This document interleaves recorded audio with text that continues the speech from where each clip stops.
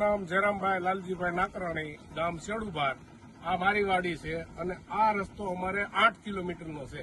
મૂળ પ્રશ્ન અમારે અહીં હાલવાનો થાય છે. કાલે ખેડૂતને વાવણી થઈ, વરસાદ સારો થયો, પણ આ મેળો થઈ ગયો તો કોઈના ટ્રેક્ટર, સનેડા કે મિની ટ્રેક્ટર અહીંથી નીકળ્યા નથી.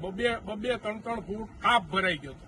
કારણ કે આ નીચાણમાં છે, ઉપરનો રસ્તો કાપ કારણ કે હજી દિવાલોના કામ કાંઈ થયા નથી.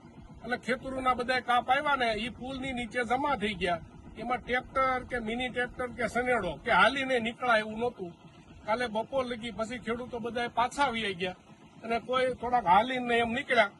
આજે થોડુંક 1 કલાક જેસીબી પંચાયતના સરપંચે થોડીક રજૂઆત કરી હતી. 1 કલાક જેસીબી આવ્યું પણ રસ્તો ચોખ્ખો હજી થયો નથી.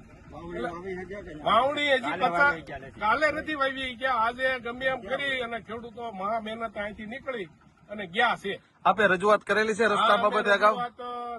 મંત્રીશ્રીને, સંસદ સભ્યશ્રીને એને બધાને રજૂઆત કરી છે. ગ્રામ પંચાયતને રજૂઆત કરી છે. આના કોન્ટ્રાક્ટરોને રજૂઆત કરી છે. કોન્ટ્રાક્ટરને કાલે 4 વાર તો અમે ફોન પણ કર્યા હતા કે રસ્તો બનશે, આની કઈક વ્યવસ્થા કરો. આ રસ્તો અહીંથી ક્યાં લગી બનાવવા માટે આપે રજૂઆત કરેલી છે? આ રસ્તો શેડુબાર થી જરીખ્યાના પાદર લગી 8.5 કિલોમીટરનો થાય. એનો સીસી કરવા માટે અમે 6 મહિના ઘણી વાર રજૂઆત કરી છે અને ભરતભાઈએ થોડોક અમને પ્રત્યુત્તર સારો આપ્યો છે. પણ કે રસ્તો બહુ મોટો છે, કામ બહુ મોટું થાય ને તમારું થઈ જાય, વાર લાગશે. પણ અમારે તો અત્યારે તો આ પ્રોબ્લેમ છે. એની હાટુથી તો અમે રજૂઆત કરતા હતા કે આને કાંઈક પાકો કરો તો આ 7.5 કિલોમીટર શેડુબારનો મોટામાં મોટી સીમ છે.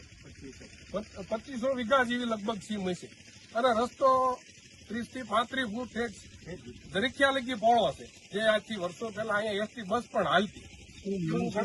ગૌડિયા કહેતા કે બસ હાલતી. આ ભાઈ છે કનુભાઈ સાકરિયા, ઈ કે છે કે મેં પણ અહીંયા બસ જોયેલી. એટલે મૂળ આજે ગરખિયા વાળો રસ્તો છે. અહીંયા ખેડૂત 2 દિવસ હેરાન થાય છે. અધિકારી કે કોઈ ધ્યાન દેતું નથી. અવારનવાર રજૂઆતો કરવા છતાં અહીંયા કોઈ સ્થળ પર આવેલ નથી. કાલ ગામ લોકોએ જેસીબી લઈ આવીને સ્વખર્ચે રિપેરિંગ કર્યું છે. ત્યારે આજે થોડુંક હલાય એવું થયું છે. ને આ રેલવે ટ્રેકનું કામ છે, ત્યાં નાળું છે, ત્યાં દિવાલો કરેલ નથી અને ખેતીનો કાપ બધો અહીંયા આવ્યો છે. કોઈ પ્રકારનું હલનચલન અહીંથી થાય એમ નથી. વાવણી 2 દિવસથી કોઈ ખેડૂતે વાવી નથી. આજે સ્વખર્ચે રિપેર કરીને આજે લોકો વાવવા ગયા છે જેમ તેમ કરી.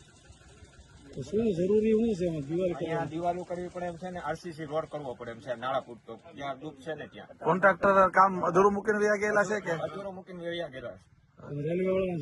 અવારનવાર જાણ કરી ટેલિફોનિક, કોઈ આવે નથી અહીંયા, કોઈ જવાબ દેતા નથી.